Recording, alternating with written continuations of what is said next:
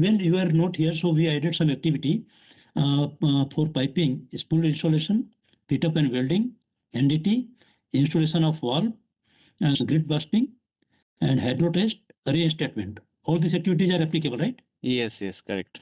Okay. You are also going to hydro test? Yeah, that prefabricated spool will be hydro tested, no? And NDT? NDT is required for the welding. NDT or RT? It's a requirement. NDT contains all three.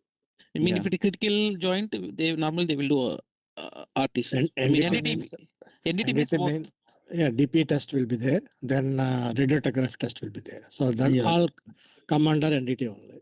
better to keep Yeah, NDT, yeah. sir. Okay, keep NDT. Okay, fine.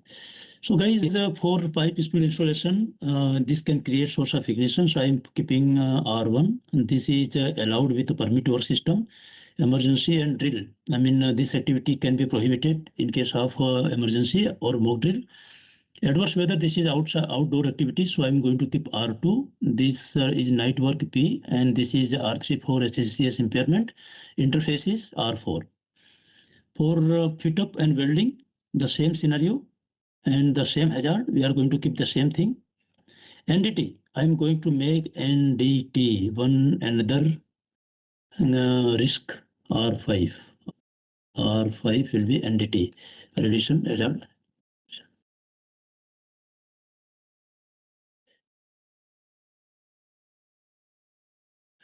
2 right is hazard in a hazard will be impacting.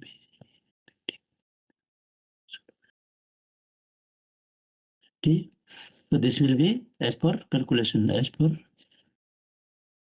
expert calculation. Okay, so this is R3. I am going to make the new one. So this will be here.